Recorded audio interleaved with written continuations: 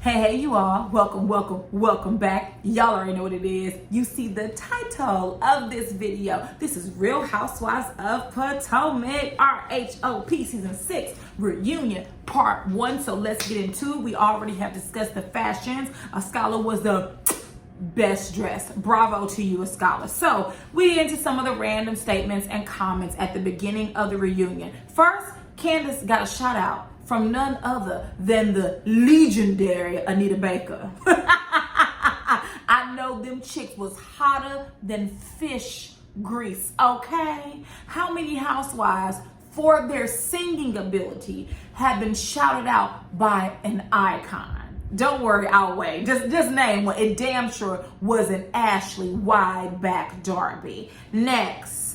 I actually did say, ironically enough, that Ashley, this was the best she ever looked. I loved her dress. I loved her makeup. I loved her hair, except for the little bouffant in the top. And she said that Michael calls her Darby's Barbie. I know you lying. So then we talk about Giselle's fashion. Giselle says she simply does not care and she simply cannot be bothered. And we know that by looking at her hair. Giselle don't put her wig was in her forehead. Do you hear me? It was shifted down to her forehead. We know Giselle don't care. I don't know why we even still discussing it at this point. Giselle says she has the same stylist from season 1, and we can tell. We can absolutely tell. And Wendy said, "Ooh, how dreadful." how dreadful. But Wendy, you know, real talk, you can't talk because whoever was your makeup artist, sis, your makeup was too light, and you're a beautiful woman, Wendy. You don't deserve that. Not at all. You're a beautiful woman. So whoever does your makeup, you might want to tell them that yesterday's employment is not today's employment. I'm just saying. Candace tells Giselle, you know, I don't always agree with a lot of what she wears. And then Giselle got offended. I don't agree with everything you wear. Let me tell you something, Candace. That is not an insult, baby. Giselle couldn't give my dog fashion advice, so don't even take that to her. And Candace said, well, I feel like the things I wear, anyone will wear. Listen, there's no talking to Giselle about her fashion. Let's just leave it alone and move on. Next, we get to Mia's montage. And the first question is, basically, how was your experience? Mia says she has enjoyed it thus far. We know she has, okay? And so Andy asked Candace, what was your first impression of Mia? And she said, initially, I really liked Mia. Then Giselle said, well, initially, her and I had a bumpy road. And Candy, I'm sorry, y'all, if you hear me call them Candy or Rob or Giz, or Win, it's because when I do my notes, I use shorthands for their names. But Candace interjects and she said that Mia lied a lot and that she lied about her, her vaginal rejuvenation surgery. Now, I will say, to my memory, when I was reviewing the first episodes of the season, when Mia said she had surgery on her vaginal area, I actually did think she meant vaginal rejuvenation surgery. I don't know why it was such a big deal. Mia said that she has had a lot done in that area. Now, I don't know about a lot. I ain't say all that. I said I could understand a little rejuvenation, but I didn't say a lot. So I don't know. Ashley pointed out, she said, well, didn't you have 3 C-sections? Then why is your vagina so beat up? That's what Ashley said, not me. And initially, Mia was like, well, I had the surgery because I wanted to. Here's the thing. Any type of surgery, I don't care if you're getting breast implants, I don't care if you're having rejuvenation, anytime you're cutting your body open, it's something serious. That's why I don't understand why people just be running and getting boob jobs from anybody. That is a very serious procedure. And so then she said, well, Gia and I have sex a lot. But then later on, she alludes to being a prostitute. So I'm just saying, I don't know why Mia needed or wanted vaginal rejuvenation story, but I think we can all read in between the lines. Moving on. Next, a viewer asked a question. They were like, listen, are you a stripper or an escort? Because who's paying $10,000? $10,000 just to hear you talk. Like, no ma'am. And Mia says, listen, that's not uncommon in high-end strip clubs. Like, that's very common. We have some very high rollers that come through. And so Gizelle interjects and begins to answer for Mia, which, Gizelle, how long have you known Mia? You just met her, so why are you answering for her? Do you feel that she can't answer on her own? Like, what is this that we're starting to see here? Because there's a reason why Gizelle is answering for her, right? Like, that was odd to me. So apparently G was the highest roller at the club, and he helped to sponsor the VIP section of it. And so Andy is like, oh, well, is that how you fell in love with him? She's like, well, no, I fell in love because I had a friend that was from Haiti, and she started an organization for the earthquake victims and everything, and he helped with that. I said, Mia lying. That was the story she tell y'all. Mia fell in love when she realized this fool was going to give her 10 G's to have a conversation for 2 hours. Okay, moving on. Very quickly, something else I wanted to point out about that section. Mia did admit to taking off her clothes. And I think Candace and all the other women were like, oh, well, that was different because you told us you had on a ball gown. She was like, well, no, I would take off my gown and I had boy shorts on. Girl, we get a different story every time she speaks. So I don't even know why. I don't even know why we even ask Mia questions. We already know it's going to be a lot attached to the answer. So next. There was a question about how her relationship was with her mom now. And she said, well, first, my mom said she would pray for Candace. And Candace was like, no, don't tell her to pray for me. But real talk, Mia, your mama need to pray for herself. Because what you said was, because Candace called her low budget, that when your mother saw it, there was a possibility she was going to relapse. Let me tell you something. If she's having difficulty with sobriety, and that's understandable, your mother needs to be in somebody's facility for that, where she can get help. So she don't need to be praying for Candace. Don't waste her prayers on Candace. She need to be praying for herself and to maintain her sobriety. Real talk. Let me tell you something, we just don't sling around the word prayer. If you're going to use it, make sure you're serious about it. And she needs to use it all on herself and pray about y'all relationship strengthening and becoming better. So Mia did say the relationship is better. She said she's keeping my children currently. I listen, this is my opinion. I could be wrong. Mia can pay for a nanny and a babysitter. Yes, it is best to use family that you trust, but your parents are not built-in babysitters for the crumb snatchers you had. At least that's the way I was raised, and that's how I feel. That's just me, though. And I feel like Mia more so wants her mom in her life so she can take care of these kids while her and G go out and live the high roller life. Just my opinion. It doesn't have to be true. Next. We have a question. They asked basically, is Mia truly self-made? And she said, well, I owned multiple massage envies before Gordon and I got married. Notice she said before we were married. Okay, so my question would be, when in the timeline of you meeting Gordon to when you got married, what year did you specifically begin to own massage envies? Because if it was any time after you met G funded that.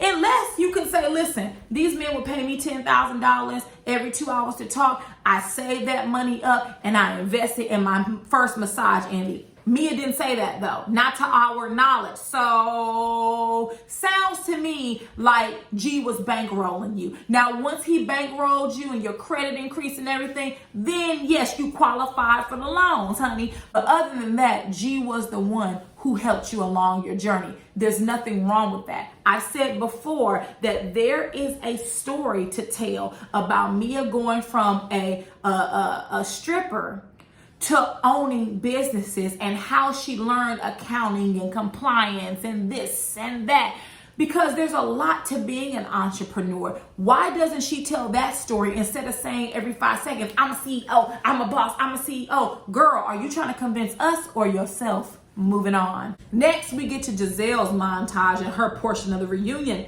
The first question, where is this mystery man at? Who is he? Can we know who he is? And Giselle was like, well, no, but I'm done with that mystery man and I'm on to a new one. And I think Wendy says that she knows the commentator that she was talking about. And I hear Giselle says, he didn't know you. Giselle, did you ask? Did you ask this man, do you know who Wendy Osefo is? Have you ever met her? I guess you would need to vet, because you wouldn't want him to really know Wendy and then you talking to him and he give her your tea. Not that he would. I mean, I would hope that he wouldn't be that messy, but I mean, you see how messy Michael is, so anything is possible. But Wendy was like, listen, I know a commentator she did talk to. I don't know if that's the current one or the most recent one that she was talking to. And I think Andy said Van Jones, and she was like, yeah. And she was like, yeah, it didn't work out because she's not his type. He likes women of integrity. And I said, damn. I mean, let me tell you something about Wendy. Wendy was doing a lot of commentary, and some of it was annoying, but the majority of it, baby, she was getting Giselle, she was getting Mia together. Baby, I loved every second of it. Let me tell you something. If I was on a show and you brought a false rumor about my husband or my child or children on the show, every time we talk, I'm coming for you, period. So I actually don't mind it. I actually rather enjoyed it. So next we get to the question about Giselle's home, aka the West Wing Hotel, Motel, Holiday Inn Giselle, right?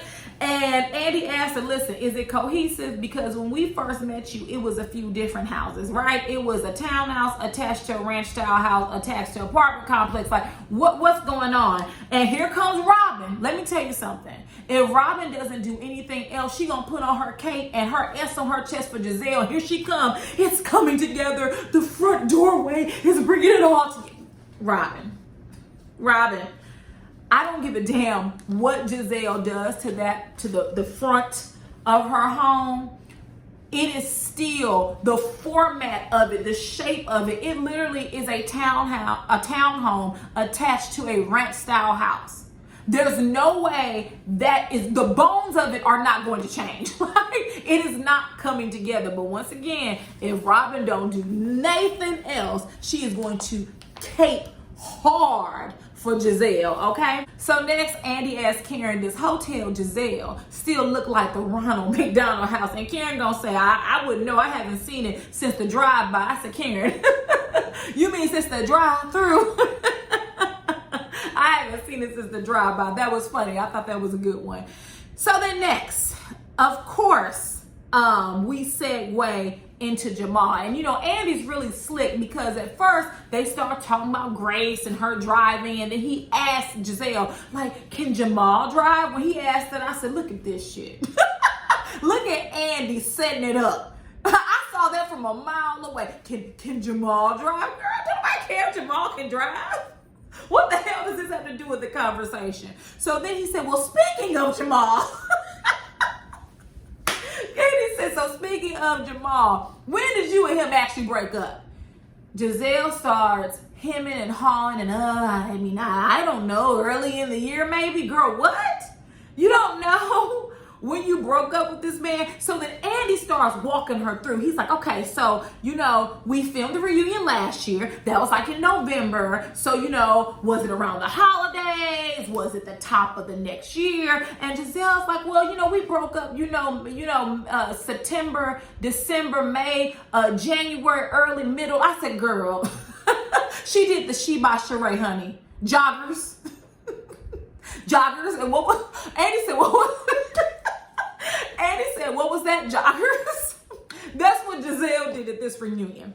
And Wendy said, hold on, wait a minute. Let me pull out my 4 degrees, Andy. She said, the timeline does not make sense, Your Honor. She said, he did a video in December where he said he wasn't in a relationship, okay? And Andy kind of looked and he was like, well, yeah, Jamal did say that.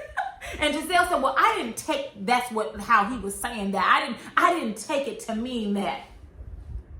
Girl, it don't matter what you took it to mean. All that matters is what he meant. And she said, what I thought he was saying is that, you know, he wasn't married. Girl, no, he was saying he was single. Okay? Okay, that's what he was saying. So Andy asked Giselle, was there a correlation between Bindergate and the breakup? And Giselle says, well, the information in the binder, that wasn't new information. And Karen said, hold on. So if the information in the binder wasn't new, which is that he had a girlfriend, then you're admitting that you were consenting to being the other woman? And Giselle is like, no, that wasn't it. And here's where Giselle messed up. So she goes, no, that's not it. We were both seeing, and then she paused.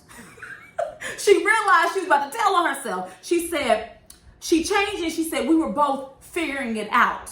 And Andy followed up and he said, so you weren't monogamous? And her response was, we were figuring it out. She wouldn't say, yes, we were monogamous, or no, we were not monogamous. Either way, what she was going to say is, child, that was a fake storyline. We was both seeing other people. That's what she wanted to say. But listen, I'll play along for now. Next, we get into the discussion about how Giselle deflects about her relationship or relationships, but yet she expects everyone else to share their business willingly. And so Wendy said, listen, Giselle deflects and she puts up a barrier because if she actually talked about it, she would have a breakdown. And I thought it was hilarious when Giselle was like, Wendy, you don't know me, girl. And Wendy said, and you don't know me either, baby girl.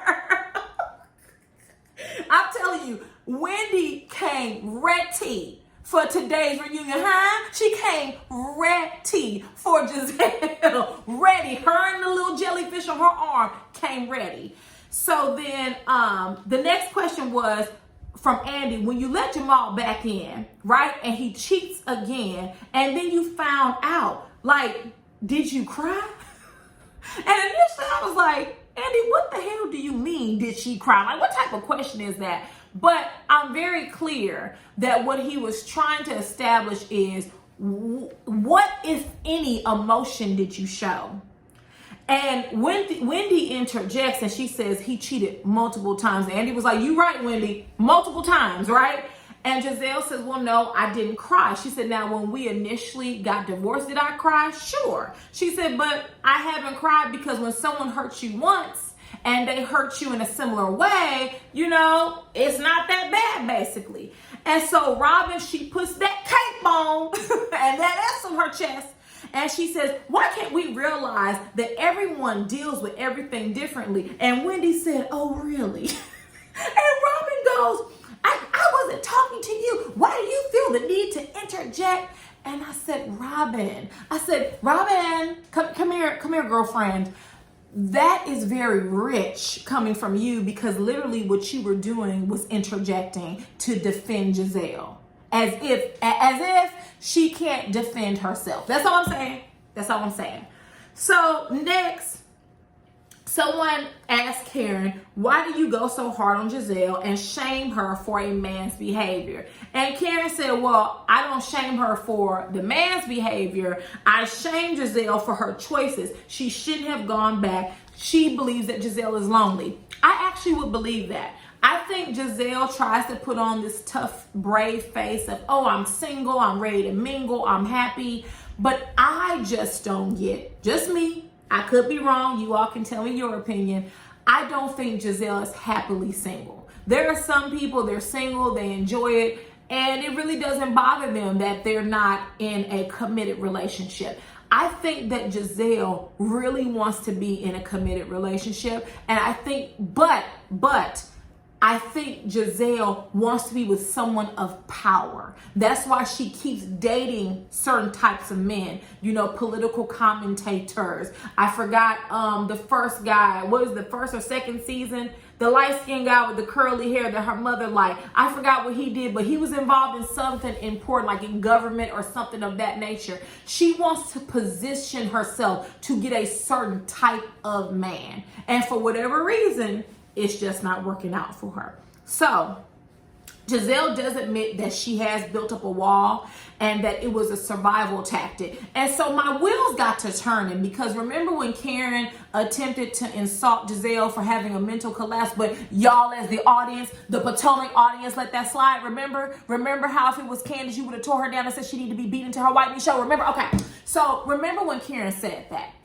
If that were true, I can imagine that Giselle never wants to go back to that place again. Understandably so, right? She had a mental collapse. She had to go to a facility for treatment.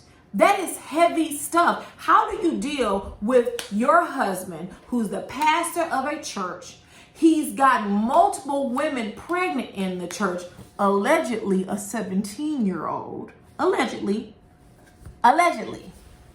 But on a serious note, how do you deal with that? I don't know how Giselle even deals with it to this day. That is very heavy. How many children does this man have? So if she actually did have a mental breakdown, that can explain to us some of the reasons why she is very stoic, why she appears to be emotionally stunted or emotionless, because I don't think Giselle would ever want to go back to that dark space again. And that just makes sense to me. Next question was for Karen and Wendy. Why does happiness have to be defined by Giselle having a man?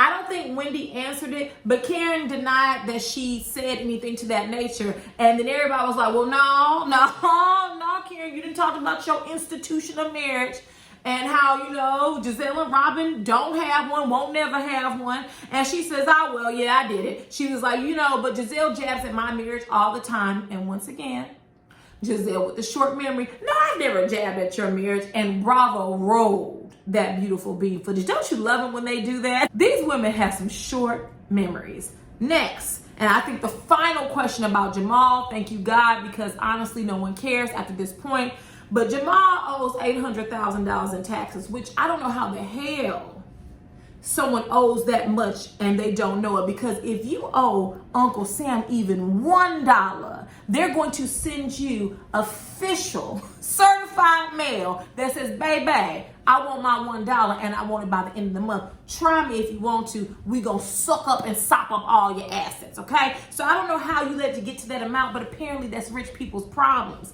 Giselle says, listen, that has nothing to do with me.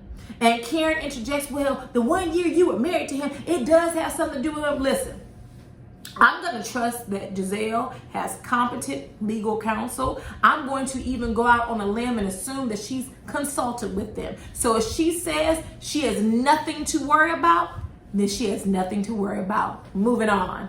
Next, we have the best housewife, non-housewife, come on to the scene, and that is Miss Ascala. As I said in my other video about the fashions, Ascala was dressed from head to toe.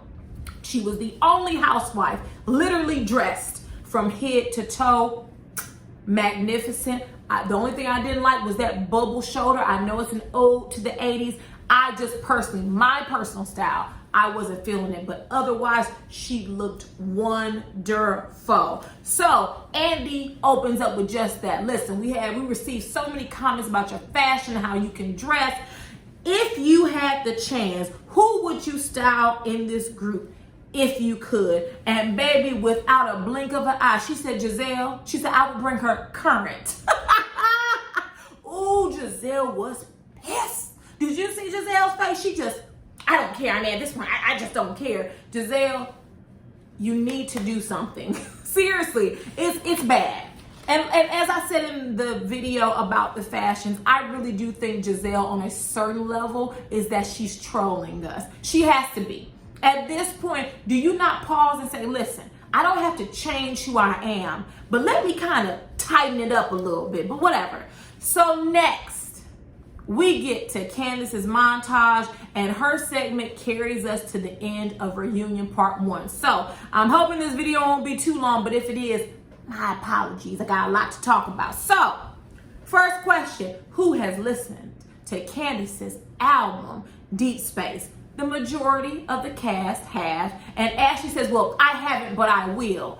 And Andy asked her about, which one is better, Deep Space or Coffee and Love? Oh, Coffee and Love, we did that thing. I put my foot in it. And Candace said, yes, you did.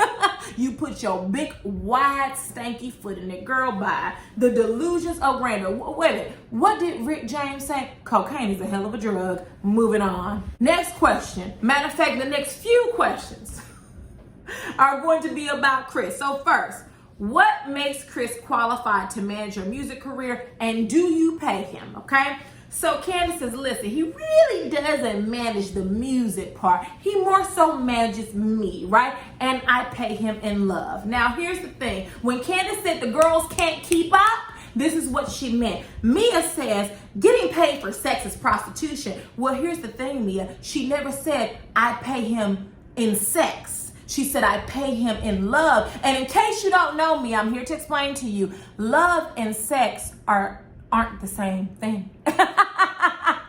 So she could play him in love by cuddling with him, by saying, I love you, by taking really good care of him. But it doesn't mean that she pays him with sex. But let's play along. Let's play along with what you heard. Candace then responded, yes, you would know.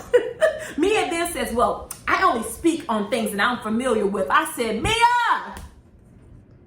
Mia, girl, you set yourself up for this one. Candace responds, yes, being a hoe. You said it.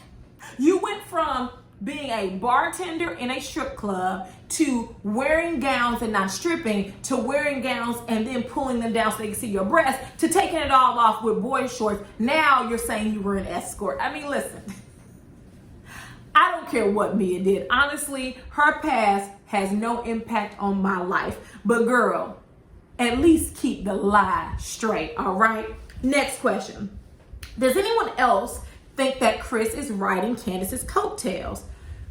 Here comes Ashley. I just knew. I said, here we come. Here we come. So Ashley says, well, it appears to me, I know that Chris, his restaurant shut down in the pandemic, and it appears that he's lost his footing and his confidence. Now, I will point out that Candace seemed to agree that Chris, after the restaurant closed, that he did lose his footing. And then this is where she lost all of us. He's been drinking more. He's been putting on weight. Ashley, those are two things that you have done, honey. All we see is you go. I mean, drinking beer as if it's water. So lowbrow. I mean, literally, I'm guzzling beer down. And when Candace said you had a wide body down to that restaurant, you're saying I have a wide body? I'm a new mother, baby. It don't matter whether you are a new mother or you've been sitting around eating chicken wings. Weight gain is weight gain. So you might want to leave the excessive drinking and weight gain right on along, okay? In the words of Wendy, the commentary is rich. Moving on. Next, there was a question as to whether Dorothy's name was on the deed. And Candace said no, her and Chris's name are on the deed. Giselle then tells Candace, at the video shoot, your mother was walking around talking crap about you and Chris to everyone, right? So why are you mad at us? Now, here's the thing. I had multiple questions in the video for that episode, the recap for that episode. I had a lot of people asking the same question. Well, her mother was the one talking crap. How come she not mad at her mother? How come she mad at Mia? First of all, two things can be true simultaneously. Both Mia and Dorothy were wrong. Both of them. However, right? Dorothy is Candace's mom. And at the end of the day, Candace loves her mom. Is she going to go off on her mother right then and there? The answer is no. And I don't think we really should expect her to. I don't think that. I do not handle the people I love the same for the people I dislike. If I dislike you, I don't give a damn how you feel. I don't give a damn how I handle you. I don't like you and I don't want to like you. But for the people I love, I don't want to embarrass them. I do want to resolve whatever conflict we have. And also I want to set up and establish healthy boundaries. So when I don't like, scram, I don't care. And so Candace tells, listen, I had to put my mom to the side for that because her excuse was that you all were asking her questions. Now, y'all know Dorothy has, told a tall tale because they were asking her questions, but she was volunteering a lot of information.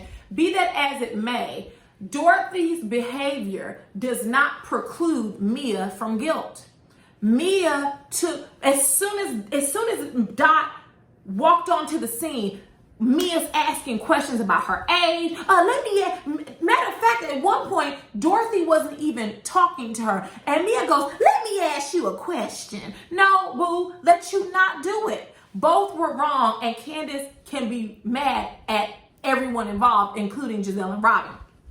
So then the next question was, how is Chris's relationship with Dorothy? Like, is it in a good place? Is it in a bad place? And of course, it's exactly what we all thought. It is not in a good place. He does not talk to her. You know, Candace asked for a tissue, and honey, Andy went to fold the tissue, and because Candace gone. If Candace don't do nothing else, she gon' dot the tears. I'm telling you, Candace, if you don't end up with a Kleenex contract, you doing something wrong, okay? If they don't sponsor your next video, you doing something wrong. So Mia then mumbles a real friend would have told her that her mom was the one being messy. I am going to hold my commentary. Oh, well, no, I'm not. Isn't calling someone's mother messy? Isn't that calling them out their name? Okay. I just want to make sure we're leveling the playing field here. Just want to make sure. So then Wendy said, "Are you talking? Shut up." And a hush came over Mia. Shut up. Don't keep jabbing people, Mia, because here's the thing. Mia is very snarky, right? And there are times where she can be very funny, but she doesn't know how to verbally spar. So when Wendy said, "Are you talking? Shut up," Mia's sitting there silent. Exactly. Don't do this. Because the last time you tried to spar with someone, her name was Candace, and she said your mama was low budget, and you spent the rest of the season with your head spinning around on your shoulder, spitting out blood because you was pissed. No, ma'am. Let's not do this. So Candace says that Chris is hurt and that her family will never be the same because her in-laws watched the show. And you know what's interesting is I never even thought about that, right? Because we don't see a lot of Chris's family on the show. And it does have to be very awkward for you to show up to Christmas dinner and your mom been talking ish about my son. I'm gonna tell you what my mom would do. My mom would have called Dorothy, okay? Hey, Dorothy, this is Kadari's mom. Yeah, I heard you've been talking about her. And here's what we not gonna do. Right? You're not going to paint my child out to be this, because you and I, in the words of my mom, you say, me and you going to go round and round. So I can understand that. Like, that has to be difficult, because she says she feels like an outsider to her family because of her mother's insults, right? So I can understand that. So then Andy was like, listen, that video shoot caused a lot of issues. In fact, it inflamed the relationship between you and Mia. And so there was a question. I think the woman's name was Leah, and she was from Australia. But baby, I don't give a damn who she is. But Miss Leah, baby, you read Mia down to the ground with this question, okay? She said, Mia, why did you call Candace's video low budget when you were plucked? I said, ooh. When you were plucked from the lobster strip joint, you should know better than to judge. I said, baby, Leah got your ass together, honey. She said you was plucked like a chicken from the lobster strip joint. Oh my. Mia responds, well, when I arrived to the video shoot, someone should have been there to greet me. Mia, I get it. Someone should have been there to say, hey, extras, or hey, everyone in the video, here's what we're gonna do, here's what we're waiting on. Fine, I can dig it. But why does it have to be low budget? And Candace said the goal wasn't to cater to the extras, it was to get the shot. And Mia said, well, $10,000 for a video is low budget, but it's okay. No, it's not okay. Otherwise, you wouldn't have used that in a Joan. You wouldn't have used that to shame her. So it's not okay, right? Otherwise, you wouldn't have used it in an attempt to, 1-2 punch her. So then the next question was, Candace, did you really not know about Mia's mom's, history? Now, I've said this before and I'll say it here. No one cares, right? You want to take a low blow at a project I've done, you want to say it's low budget, that means nothing is off limits. Maybe your children are off limits, right? Because they didn't do anything, but everybody can be talked about. We talk about people's husbands and mothers all the time on the Housewives. We're just not going to get to Mia's mother and she's hands off because the woman has a history of drug abuse. No, ma'am. So Candace said she didn't know, and Ashley said, you know you go for people's jugulars. Oh, Ashley, the same jugular you go for when you and Candace was arguing back and forth, and you said, this ain't your house, this your mama's house, as if Sheila ain't living out of a plastic bag with a hole in it. You're right, it is my mother's house. Show me yours. Show me the home that your mother purchased you. Oh, that's right, you can't, right? So yeah, the same juggler that you talk about when you call people's breasts saggy, the same juggler you go for when you make fun and mock mental health, the same juggler you went for when Robin told the producers that she didn't want Juan's business on the show, and you got the business and brought it on the show. The same jugular that you go for. I mean, I don't see what y'all saying. Y'all got some short-term memories on this cast. So then Mia said, it doesn't matter if she had trauma. You shouldn't talk about someone's mother. Maybe not. Maybe you need to keep your lips sealed about what someone's project is.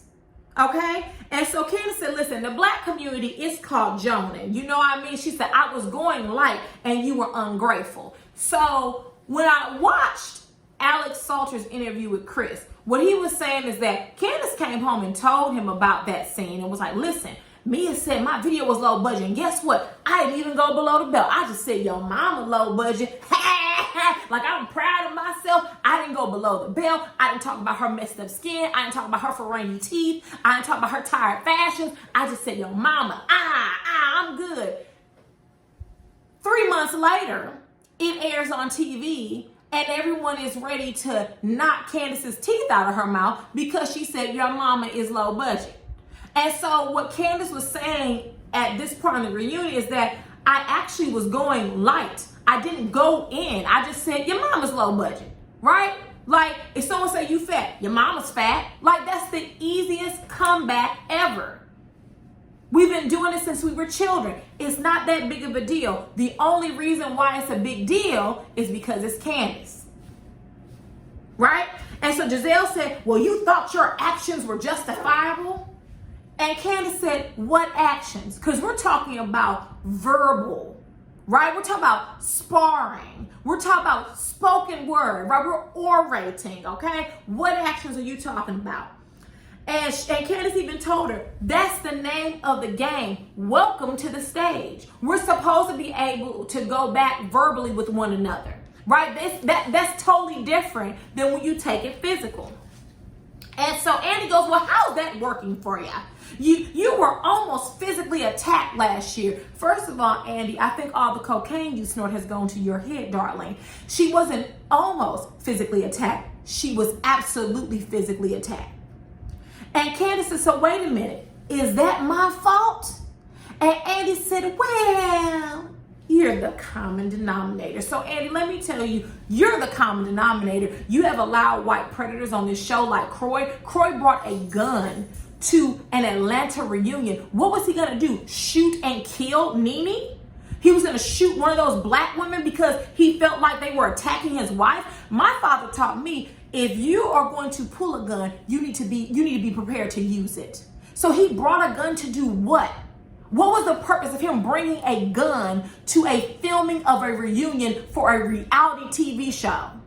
And that was swept under the rug, and they were rewarded by being given their own show. No mention of him bringing a gun to harm one of those women.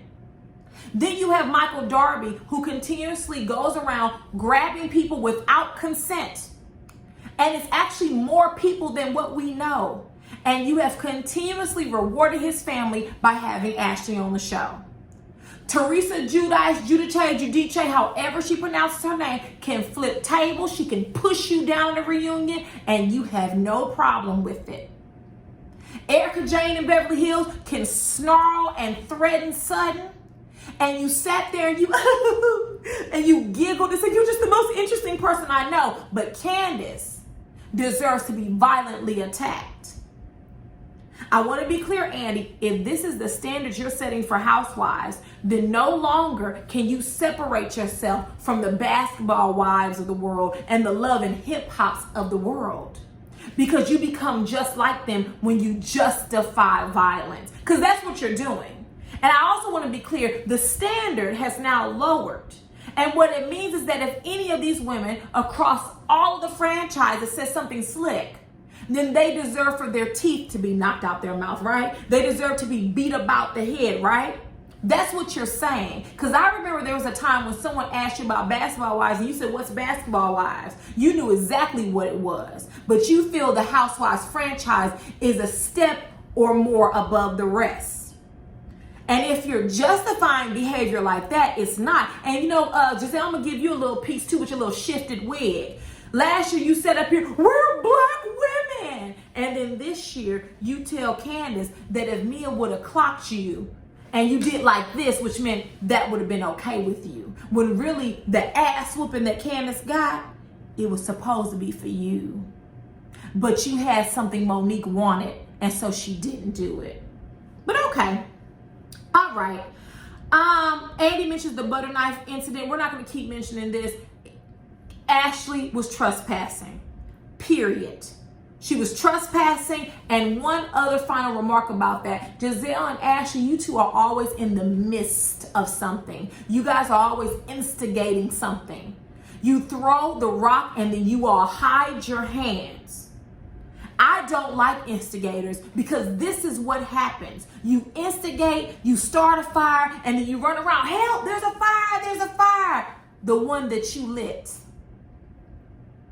I don't like instigators. And you and Ashley, y'all constantly fan the flames. You constantly start trouble on this show. You started trouble with Wendy. Ashley, you helped to continue that trouble. And based on Giselle's logic, Wendy should have jumped on her and shifted her wig around for her a few times. Because you and Ashley are the common denominators to instigating BS on this show. Anyways.